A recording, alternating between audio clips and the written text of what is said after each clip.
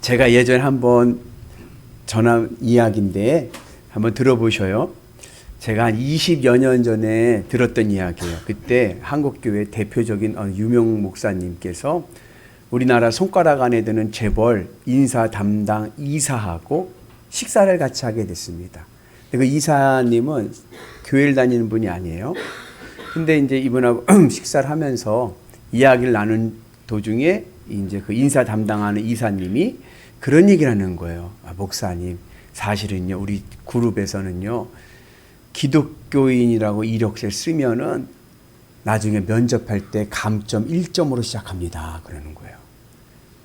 여러분, 이 당락은 소수점 아래로 결정이 나는데 1점은 굉장히 큰 점수거든요. 그러니까 웬만한 실력자가 아니면 기독교인들을 암묵적으로 면접에서 떨어뜨린다는 거예요. 그 왜 그러시냐 그랬어요. 그랬더니 그 이사가 하는 말이 기독교인은 조직에 도움이 되지 않습니다. 조직에. 왜냐? 일요일이면 공휴일이긴 하지만 회사에 출근할 때가 있잖아요. 일들이 있으면. 근데 예배 드린다고 교회를 가는 거예요. 일이 안 되는 거예요. 뭐 이렇게 해야 되는데 교회 간다고 빠지고. 회식을 가면 그 영화 같은 데 보면 회식 문화 보면 어때요? 그냥 그 부장님, 과장님 앞에서 딸랑이들이 돼가지고 딸랑딸랑한 머리에 넥타이 매고 그냥 딸랑딸랑 거리는데 막 흥을 막 돋구는데 기독교인들은 노래방 가서 뭐 불러요? 긴 밤지 새우고 불림마다 맺히. 야, 분위기 다 깨버리는 거예요. 조직에 도움이 안 된다는 거예요. 그래서 자기네 그룹에서는 종교란에 기독교라고 쓰면 감점 1점, 실력 없으면 붙잡는다. 그런다는 거예요. 물론 지금은 이제 그런 거 없죠. 지금은 종교란 쓰지도 않고 하지만 예전 20년 전의 이야기예요. 근데 만약에 여러분들이 그 정보를 알았어요. 아, A라는 그룹은 기독교라고 쓰면 면접에서 마이너스 1점이구나. 이걸 알았어요. 정보를 안 거잖아요. 근데 우리 아이가 대학을 졸업하고 학교를 졸업하고 대기업에 거기에 원서를 넣으려고 그래요. 그럼 그 종교란에 여러분 아이들에게 야, 기독교라고 써 하시겠습니까? 아니면 일단은 붙고 보자.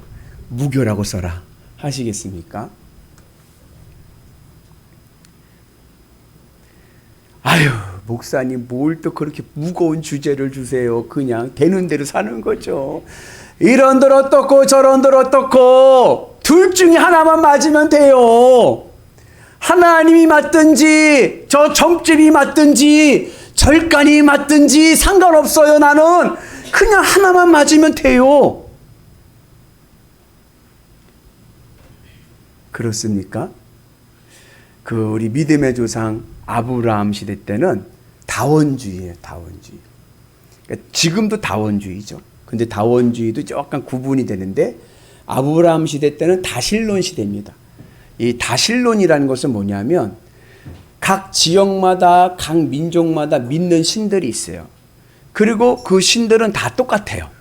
그러니까는 연천군을 지키는 연천군 신이 있고 동두천군을 지키는 동두천 신이 있고 또 부자가 되게 하는 부자신도 있고 자녀가 잘 되게 하는 자녀신도 있고 다 신들이 있어요. 다 똑같아요. 그냥 내 필요에 따라서 믿으면 되는 거예요. 연천에 살다가 연천신 믿다가 동두천에 이사가면 동두천신 믿고 돈이 없으면 돈 주는 신 따라가고 자녀가 입시에 있으면 자녀 잘 되게 하는 신에 가고 이런들 어떻고 저런들 어떻고 다원주의, 다실론인 거예요. 다 똑같은 거예요. 그런데 그런 상황에도 불구하고 아브라함은 하나님만 믿고 가는 거예요. 근데 이스라엘 신앙의 그 배경 안에서 이러한 다원주의의 다실론 신앙이 굉장히 오래 갑니다. 그래서 자꾸 우상 숭배하는 거예요. 바알신을 자꾸 섬기는 게 그런 배경이 있습니다. 그러다가 이제 이 다실론이 한번 업그레이드가 되는데 그게 뭐냐면 단일신론입니다. 단일신론. 이것도 다원주의 중에 하나인데 뭐냐. 그래, A, B, C, D 다 신들은 다 똑같아. 그러나 내가 믿는 여호와 하나님이 제일 힘이 세다. 이해 가시나요? 아까는 그냥 다 똑같은 신이고 지금은 이제 엘리야 시대 때 주전 9세기 엘리야 시대 때 오면서 이스라엘 신앙의 전환점이 온 거예요. 모든 신들을 인정하지만 그러나 내가 믿는 여호와 하나님이 제일 힘이 세다. 그래서 무슨 일이 있었습니까? 갈멜산의 사건이 있는 거예요. 바알 숭배자 450, 아세라 숭배자 450가 그리고 엘리야 450대 1로 영적 전쟁을 하잖아요. 누가 이겼어요? 하나님이 이기셨죠. 이게 다니엘 신론입니다. 그렇게 다니엘 신론의 신앙생활을 이스라엘이 하는 거예요. 그러니까 이 배경이 다원주의니까 자꾸 우상숭배를 하는 거예요. 필요에 따라 막 갈아타. 그러다가 이스라엘의 신앙에 아주 혁명적인 사건이 일어났습니다. 아주 혁명적인 사건이. 그게 뭐냐면 유일신 신앙입니다. 오직 신은 여호와 하나님 한 분밖에 안 계시다. 유일신앙. 우리가 가지고 있는 신앙 아닙니까? 이 유일신 신앙의 시조가 누구냐? 이사야입니다. 우리 같이 말씀 봅니다. 나는 여호와라. 나 외에 다른 이가 없나니 나밖에 신이 없느니라. 너는 나를 알지 못하였을지라도 나는 내 뜰을 동일 것이요. 오직 하나님은 여호와 하나님밖에 없다. 전능하신 하나님, 구원의 하나님. 하나님만이 우리를 구원하신다. 그 유일신 신앙, 이스라엘 신앙, 그리고 우리 기독교 신앙의 뿌리가 되는 이 하나님 신앙의 원조가 이사야입니다. 특별히 구체적으로 보면 이사야서 제2막 중장에서 40장에서 55장에서 이사야가 하나님의 전능하심과 유일하심을 선포하고 있습니다. 배경이 있어요. 배경은 바벨론 포로기입니다. 이스라엘 백성들이요, 하나님의 심판을 받아서 바벨론에 의해서 예루살렘이 무너지고 예루살렘 성전이 무너지고 그리고 어떻게 됐어요? 바벨론 포로로 끌려왔어요. 이스라엘 신앙에 있어서 절대적인 신앙이 하나 있었습니다. 그게 뭐냐면 시오니즘입니다. 하나님이 계신 성전은 절대로 무너지지 않는다. 그래서 이스라엘이 어떻게 살았냐면 하나님의 성전은 절대로 무너지지 않기 때문에 이게 시온 신앙이거든요. 시오니즘. 그렇기 때문에 우리는 성전만 있으면 된다. 성전만 있으면 아무렇게 살아도 괜찮아. 왜요? 성전이 있잖아. 성전에 누가 계세요? 하나님이 계시잖아. 그래서 우리는 막 살아도 돼. 이게 이스라엘의 신앙의 위선입니다. 성전은 하나님이 계신 곳인데 이 성전이 뭐가 됐어요? 부적이 돼버린 거예요. 부적. 그러니까 하나님께서 성전 아예 그냥 무너뜨려 버리신 거예요. 그래가지고 이스라엘이 나라가 망하고 그리고 바벨론 포로로 끌려왔습니다. 근데 그때 이스라엘 신앙에 고민이 왔어요. 뭐냐? 내가 믿는 하나님, 하나님을 믿는 나는 망했어요. 하나님을 믿는 나는 망했는데 아니 저 원불교를 따르는 저 재벌가는 왜 이렇게 잘 사는 거예요? 어디를 얘기하는지 잘 모르시나 봐요. 우리나라 최고의 재벌은 원불교를 믿습니다. 원불교 우습게 알면 안 돼요. 돈이 엄청나게 많은데 재단이에요. 거기서 막 재벌이 가해서 막 돈을 막 대줘가지고 아니 나는 망해가는데 원불교 믿는 재벌가는 왜 이렇게 잘 되는지. 나는 힘들어 어려움 속에 넘어지고 있는데 어떻게 악인들은 또 왜 이렇게 형통한지. 최후 승리를 얻기까지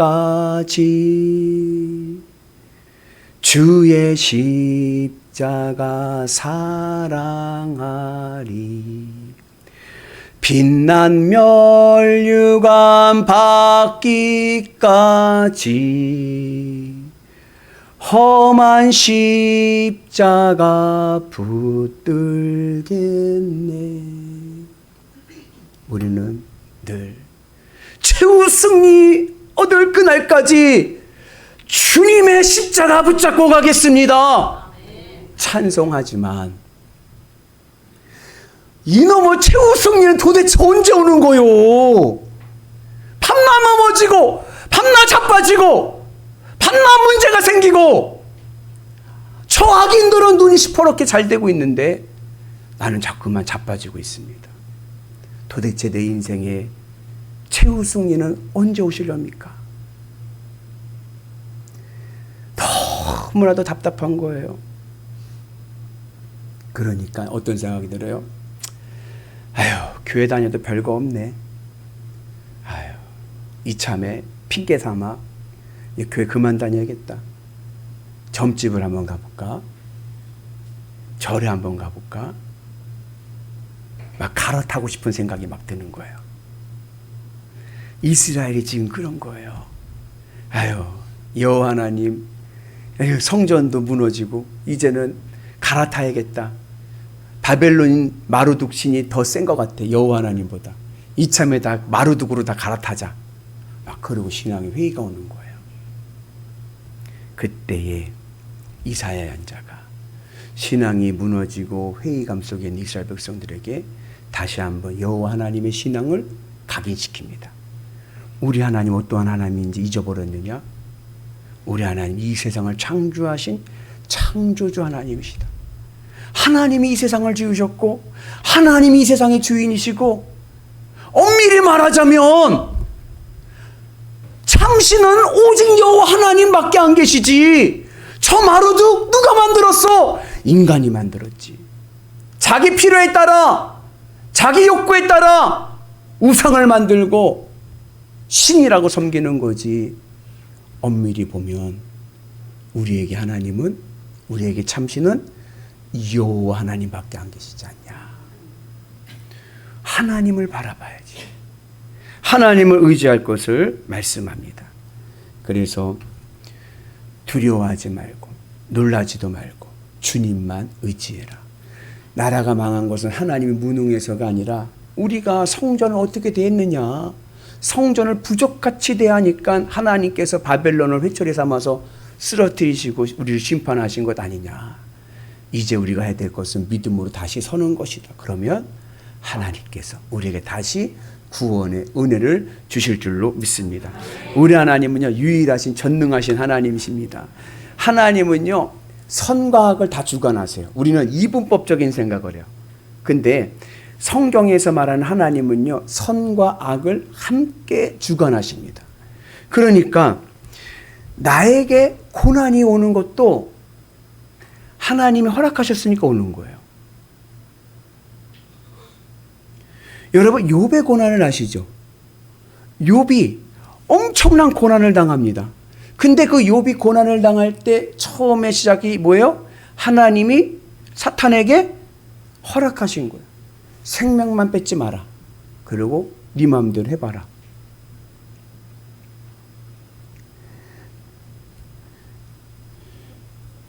하나님께서 욥에게 고난을 주시면서 원하셨던 것이 있습니다. 하나님께서 우리에게 고난이 올 때에 하나님 우리에게 원하시는 것이 있습니다. 그것은 뭐냐? 성숙한 믿음의 신앙입니다. 어떤 분들은 그래요. 욥이 고난받아서 그래도 목사님 2배의 복을 받지 않았나요? 그러더라고요. 아유, 저는요 그 2배의 복 안 받고 말지 못하러 그 고난의 길을 갑니까? 만약에 하나님께서요, 야, 너 내가 복을 2배 줄 테니까 이 고난의 길을 가라 그러면요, 저는요 사표 낼 겁니다. 안 가요. 저는 복 안 받고요, 평안히 살래요. 그럴 것 같아요. 하나님 나에게 고난을 주시는 것은 복 때문에 그런 게 아니에요. 내 믿음이 온전히 서고 성숙한 믿음의 길을 가서 하늘의 은혜 안에서 하나님 사람 되게 하시기 위해서입니다. 그것을 욥의 고난을 통해서 우리에게 말씀해 주고 있습니다. 이때에 여러분, 이 내 인생에 생각지도 못했던 고난이 올 때에 중요한 신앙의 지혜가 있습니다. 그것은 뭐냐면 절대로 왜라는 질문을 던져서는 안 됩니다. 왜? 하나님 왜 나에게? 왜 내게 이런 고난이? 왜라는 질문을 던져서는요 답을 찾을 수가 없는 거예요. 이건 신앙의 지혜입니다. 고난이 어려움이 오고 그리고 힘든 일이 올 때 우리는 어떻게 되느냐? 왜가 아니라 어떻게입니다. 하나님, 제가 어떻게 해야 될까요? 하나님 도와주세요. 내가 어떻게 해야 될까요? 하나님 앞에 매달려 기도해야 될 줄로 믿습니다. 그리고 중요한 바울 신앙에서 보면 중요한 지혜는 뭐냐면 어떠한 형편에서도 믿음으로 하나님과 화평해야 됩니다. 하나님과 절교하면 안 돼요. 내게 좀 서운한 일이 있고 내게 좀 원하지 않는 일이 생겼어도 하나님하고 절교하면 안 돼요. 하나님하고는 화평해야 됩니다. 그래야 하늘의 구원을 보게 될 줄로 믿습니다. 그래서 여러분, 제가 그래요. 우리 후배들 누구지 이제 공부하는 친구들 있잖아요. 박사 공부하는 친구들 있으면은 제가 늘 하는 조언 중에 하는 게 뭐냐면 절대로 지도교수님 말이 맞다. 무조건 지도교수님이 고치라고 하면 고쳐라. 논문을 쓰다 보면 자기 생각이 나거든요. 그러면은 말을 안 들으려고 해요. 그러면은 학위를 못 하는 거예요. 박사 학위를 빨리 끝내고 싶으냐? 그러면 지도교수님이 하라는 대로 그냥 하는 거다. 나중에 네 학문은 네가 나중에 하고. 록펠러가 마지막 록펠러 어머니가 돌아가시기 전에 록펠러에게 한 말이 뭐예요? 절대로 담임 목사님하고는 싸우지 마라. 왜냐하면은 민수기에 보면 축복의 길이 통로가 제사장이니까 담임 목사님하고는 화평해라. 그죠? 근데 그것을 넘어서서 하나님하고는 그럴 수는 인간관계니까 그러나 하나님하고는 절대로 화평해야 됩니다. 아멘이십니까? 하나님하고는 절대로 화목한 은혜가 있기를 주님의 이름으로 축복합니다. 그럴 때 하나님의 은혜 안에서 우리의 삶 속에 하늘의 복을 누리게 될 줄로 믿습니다. 제가 지난번에도 한번 얘기해서 아시는 분도 아시지만 한 말씀만 하옵소서. 박안서 시인의 에세이입니다. 이분이 58이 되었을 때 남편이 돌아가셨어요. 남편이 돌아가시고 3개월 뒤에 외아들이 교통사고로 죽었습니다. 의대를 다니던 22살 아들이 교통사고로 간 거예요. 그때 그 충격이 엄청나게 온 거예요. 박안서 시. 그래서 이분이 우울증에 걸려가지고 집 방구석에서 계속 울기만 하는 거예요. 왜요? 아들이 너무 불쌍해.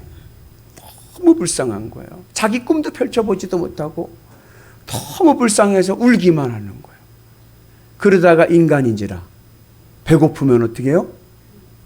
배고프면 냉장고 문을 열고 또 먹는 거예요. 먹고 배부르면 또 누구 생각나요? 아들 생각이 나요. 내 아들은 죽었는데 울면서 먹던 거 다 토해내고 그러면서 병원 치료를 받아도 무엇을 해도 해결이 되질 않는 거예요. 어느 날 하루 수도원에서 그 한 수녀하고 대화를 하면서 이 박완서 시인이 얘기합니다. 왜 나에게 이러한 일이 생겼을까요? 왜 나에게 이런 일이 생겼을까요? 왜 자기 꿈도 펼쳐보지 못하고 우리 그렇게 착하고 착한 우리 아들이 그렇게 가야만 했을까요? 왜 그랬을까요? 이야기를 하는 거예요. 왜 나에게 이런 일이 생겼을까요? 그때 그 말을 듣던 수녀가 이렇게 얘기합니다. 자매님, 왜 자매님이라고 해서 그런 일이 생기지 말아야 된다고 생각하시나요? 왜 나라고 해서 그러한 고난이 없어야 된다고 생각하시나요? 전환점을 준 거예요. 그 이야기를 들으면서 이 박안서 시인이 자기 자신을 성찰하게 됩니다.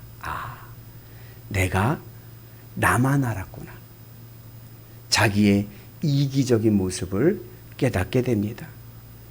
내가 그동안 자기 중심적인 생각에 빠져 있다는 것을 깨닫게 되면서 다시금 정상적인 생활을 할 수 있게 되었다라고 하는 에세이입니다. 여러분, 고난은 누구나에게 다 올 수 있습니다. 근데 문제는 뭐냐?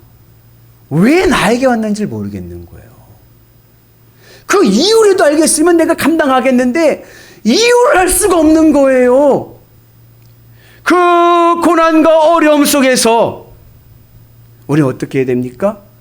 그 이유를 찾으려고 하는 것이 아니라 하나님 내가 어떻게 해야 될까요? 하나님께 매달려야 되는 거예요. 그게 욥기의 교훈입니다. 욥이 고난을 연장당했습니다. 그러니까 욥이 하나님 앞에 내가 뭘 잘못했는데요? 내가 왜 이런 고난을 당해야 되는데요? 하면서 하나님 앞에 막 탄식을 하는 거예요. 하나님께서 그러면요 여러분 사람들의 말이 들리지가 않는 거예요. 욥의 친구들의 말도 들리지 않고요. 엘리후의 이야기도 들리지 않고요. 아무들 소리가 들리지 않습니다. 나만 억울하고 나만 힘든 거예요.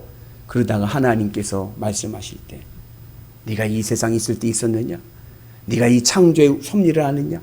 하나님께서 창조의 역사를 얘기하실 때 욥이 비로소 깨닫는 거예요. 뭘 깨달아요? 내가 하나님 우주 앞에서 보니까 난 아무것도 아니구나. 나는 먼지와 같은 존재구나. 내가 하나님께서 그러시죠. 네가 옳다고 해서 날 불의하다느냐? 네가 지금 옳다고 자꾸 얘기하는데 그러면 하나님이 틀린 거냐? 그런 하나님의 물음 속에서 욥이 깨닫는 거죠. 나는 아무것도 아니었구나. 하나님만이 정답이시구나. 그때 욥의 고백이 뭐예요? 내가 귀로 듣던 하나님을 내가 눈으로 봅니다. 오늘 우리에게도 그 은혜가 있기를 주님의 이름으로 축복합니다. 그래서 여러분, 고난은 누구에게나 올 수 있습니다. 그날 그 고난이 올 때 왜 나지? 라고 생각하지 마시고 나에게도 올 수 있는 거구나. 하나님 어떻게 할까요? 하나님 도와주세요. 하나님의 도움과 하나님의 구원을 구하는 위대한 성도 되시기를 주의 이름으로 축복합니다. 이스라엘 백성들에게 이사야가 얘기하는 겁니다. 하나님 의지해라. 두려워하지도 말고 놀라지도 말고 하나님을 의지해라. 우리 하나님, 전능하신 하나님, 거룩하신 하나님, 창조주 하나님, 하나님을 의지할 때 우리에게 하늘의 구원이 임하게 될 줄로 믿습니다. 그래서 이 세상의 선과 악을 누가 주관하세요? 하나님이 주관하시는 겁니다. 하나님만이 나의 문제를 해결해 주실 수 있을 줄로 믿습니다. 우리가 생각할 때 목사님, 사탄이 있지 않나요? 사탄은요, 하나님의 말에 절대 순종이죠. 여러분 성경 보세요. 사탄이 하나님 앞에 말대꾸하던가요? 아니요. 예수님이 나가라 하면 나가는 거예요.